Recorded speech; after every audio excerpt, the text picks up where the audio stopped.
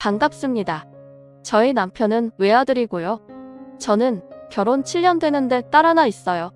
저희 부부는 결혼하면서 바로 아이를 가졌고 이젠 딸아이도 어느 정도 커서 이를 가져볼까 생각 중에도 있었습니다. 그런데 작년 여름에 시어머니께서 말기암 판정을 받으신 지 3개월 만에 갑작스럽게 돌아가시게 되었습니다.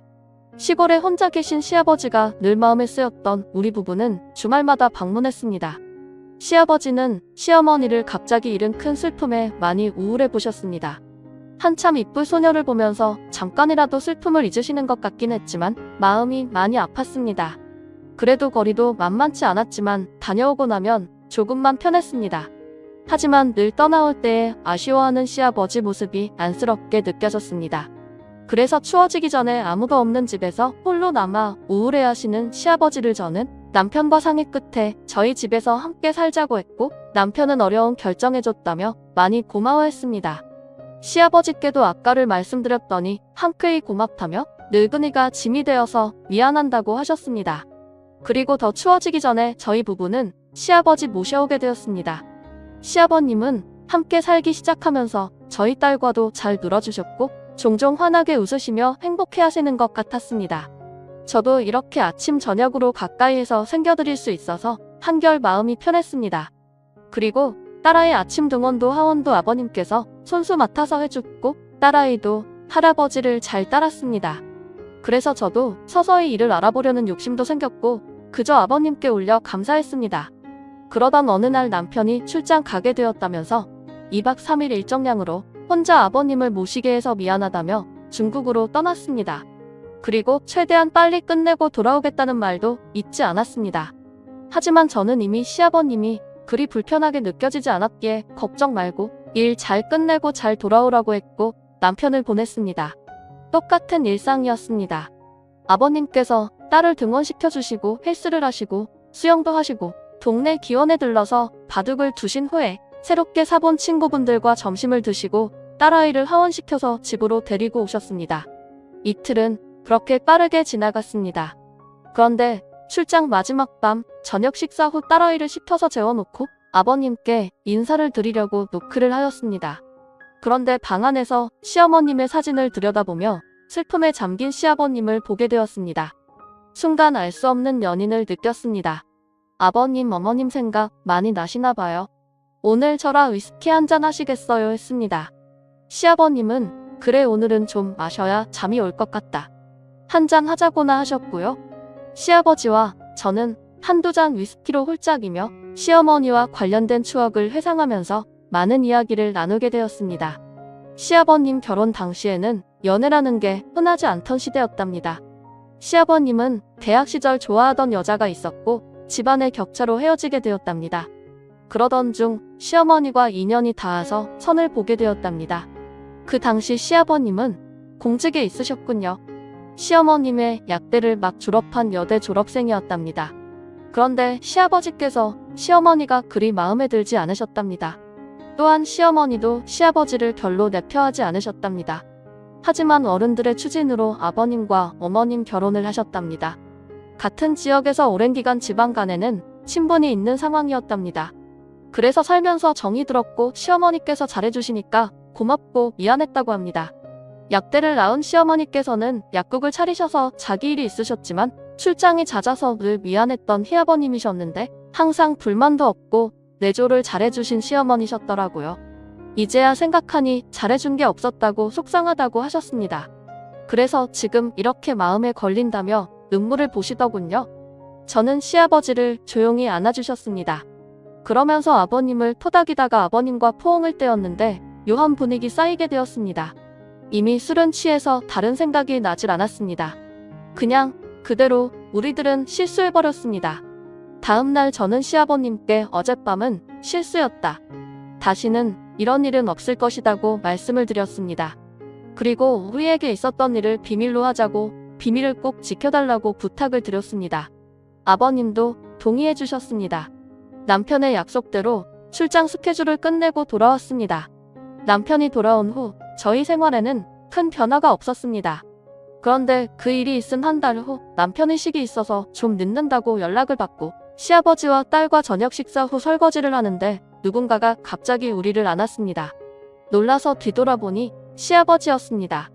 아버님이 왜 이러세요 했더니 내가 자꾸 띠가 생각난다. 나 어쩌니 하시는 거예요? 저는 파르르 떨렸습니다. 딸아이가 거실에서 영화를 보고 있어서 더 큰 소리를 내지 못하고 아버님 그만하세요. 조용히 시아버님이 팔을 푸시고 본인 방으로 들어가셨습니다.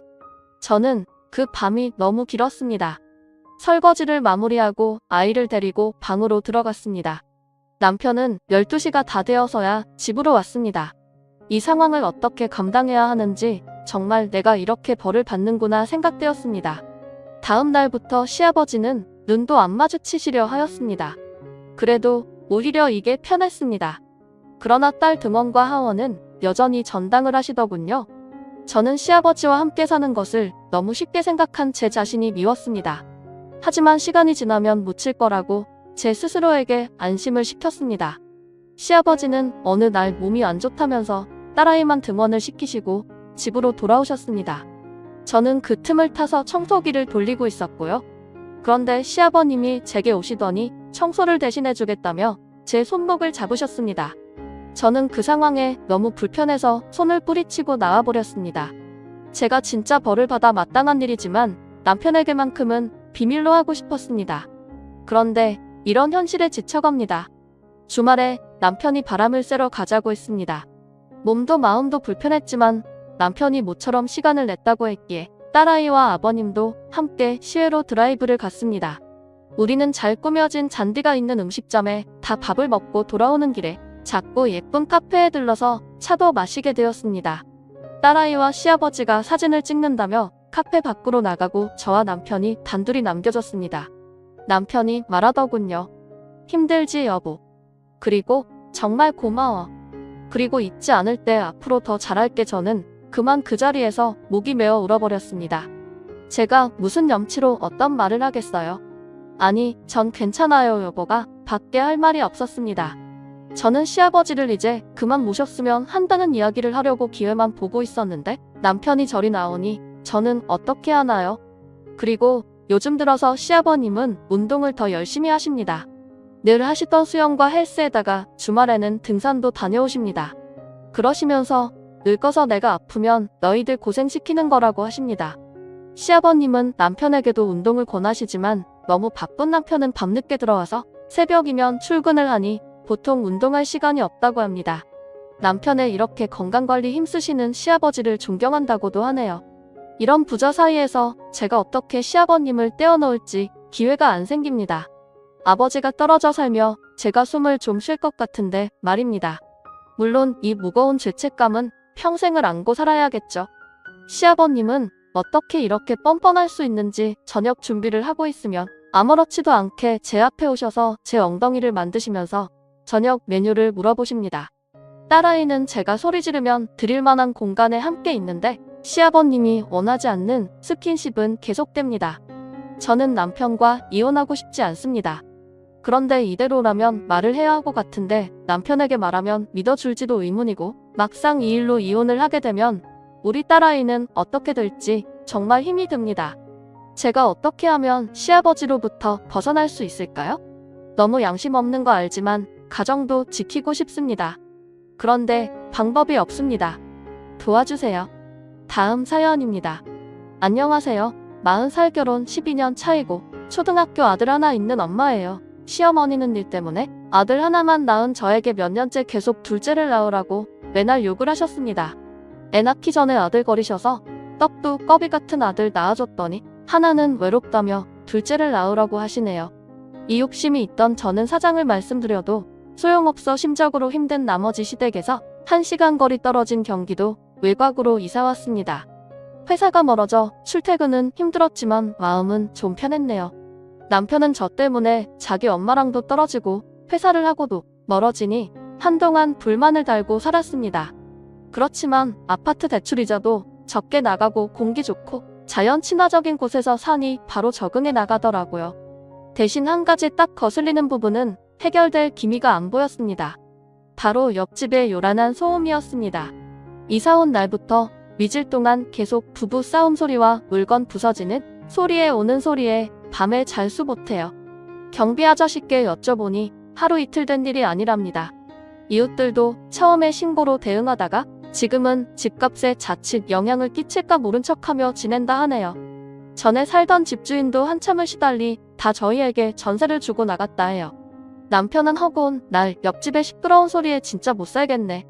주인한테 이거 얘기해야 하는 거 하며 짜증은 냈지만 저는 집의 문제도 아니고 옆집 가정 불화 문제를 집주인 이 분수로 해결해 그나저나 이집 여자 안 됐다 하며 좋게 말하고 참자고 했죠. 몇 번 우연치 않게 오다가가 옆집 여자를 봤는데 얼굴이 어둡고 몸이 안 좋아 보이긴 했습니다. 말을 붙일까봐 괜히 오지랖 떠는 것 같아 말았어요.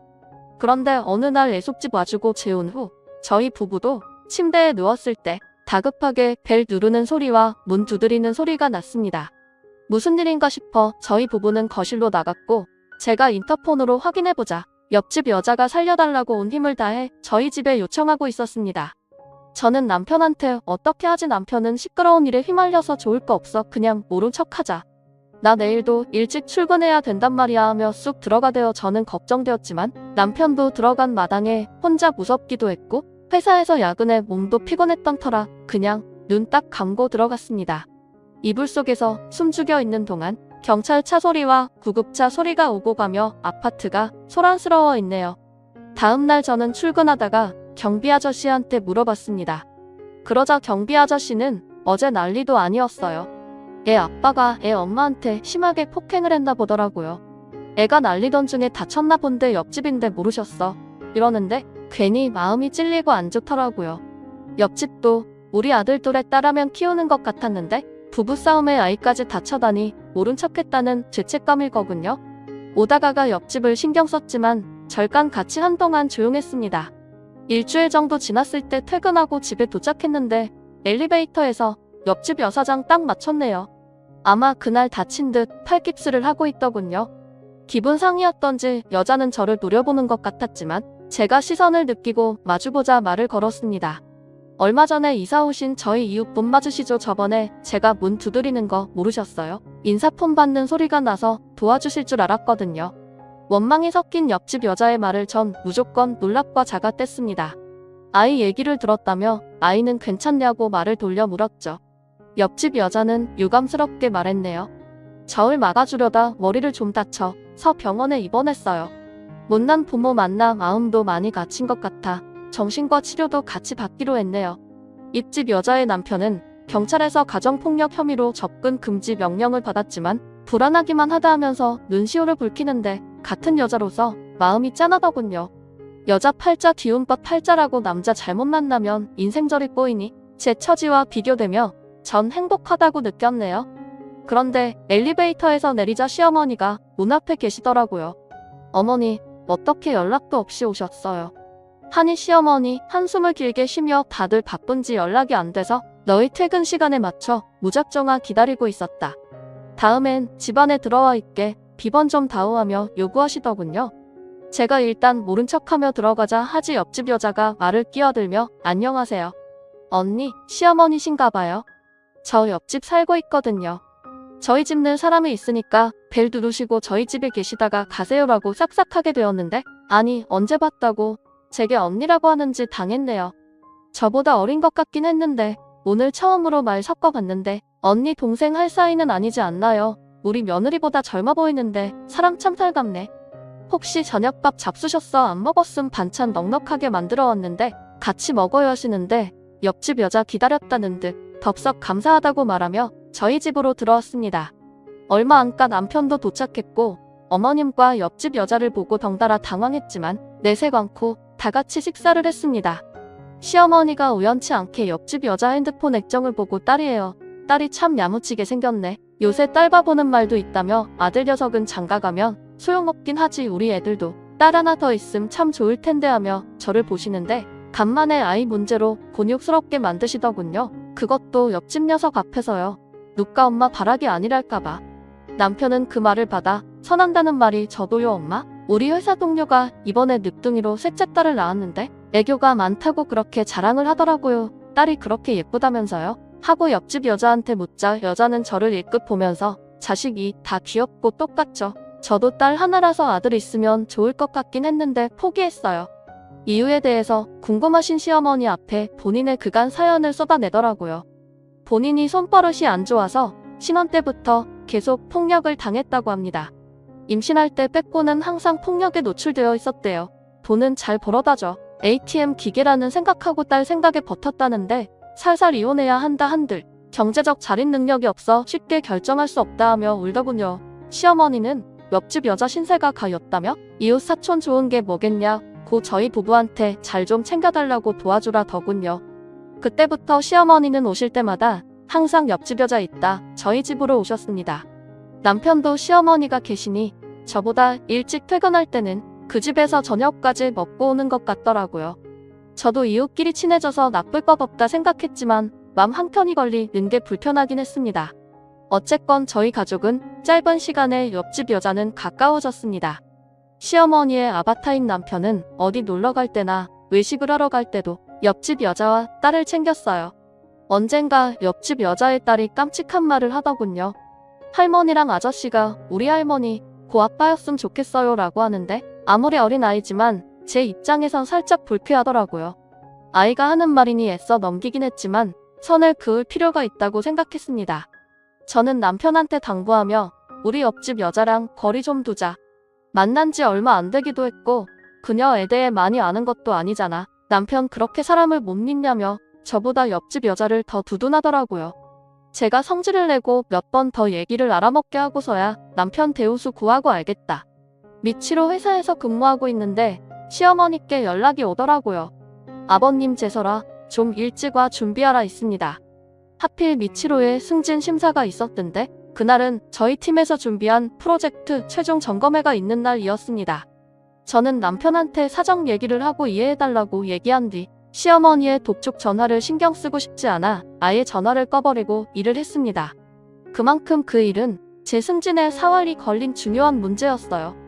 보랴보랴 겨우 다 끝내고 전화비를 켜보니 연락 자체가 났더라고요. 많이 서운하셨나 싶어 뒤늦게 죄송스러움을 안고 시댁에 갔습니다. 그런데 먼저 와 있던 동서가 제게 의문의 눈짓을 하더군요.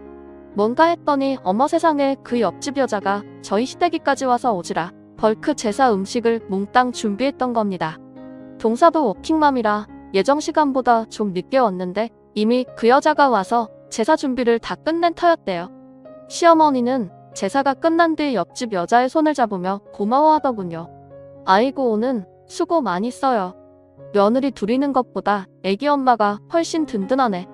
아들 하나만 더 있으면 며느리 맞은 딱인데 아까워 죽겠어라고 하니 옆집 여자가 한다는 말이 저 이제 남편이라고 완전 이혼했어요.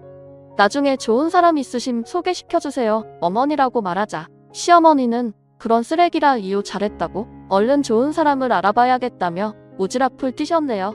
저는 옆집 여자한테 저 대신 일해주느라 수고했다며 봉투를 내밀었지만 옆집 여자 이웃끼리 그런 거 받는 거 아니라고 하면서 대신 부탁이 하나 있다고 하더군요. 결혼하고 새 출발하고 싶은 마음에 실은 인테리어를 새로 하기로 해서 머물 곳이 필요해요. 인테리어 공사할 동안만 비용은 지불할 테니 언니 집에 좀 머무르면 안 나고 하는데 전 곤란해 전 남편의 핑계로 못 들을 생각했지만 남편의 허락은 이미 맡았다면 선수를 치는 옆집 여자였네요. 전 좀 찝찝하긴 했지만 어차피 저랑 남편 낮에는 회사간 있다 시간은 비어 있을 테고 저희의 아이 어린이 집에 맡기고 찾아오는데도 알아서 해준다 해서 마지못해 생각했습니다. 옆집 여자랑 동거를 시작한 처음은 생각보다 너무나 만족했어요. 각자의 아이들도 너무 잘 지냈고 제가 야근 있을 때면 애밥까지 다 챙겨주니 부담 없이 일에 몰두할 수 있었습니다.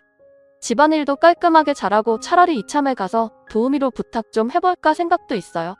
전 덕분에 목표했던 승진을 하게 되었고 승진하자마자 외국에 출장을 일주일 정도 다녀오게 되었습니다. 뾰루퉁할 줄 알았던 남편은 외로 밝은 기색으로 저한테 건강하게 잘 다녀오라더군요. 옆집 여자도 아이 걱정 말고 잘 다녀오라고 하는데 아 이런 얘기 그 말이 왜 그토록 불안했던지 나중에 서야 알게 되었습니다. 전 외국에서 회사에 대해 일절 마친 후 비행기 오버부킹으로 직항을 타게 되면서 예상 시간보다 일찍 한국으로 도착하게 되었어요.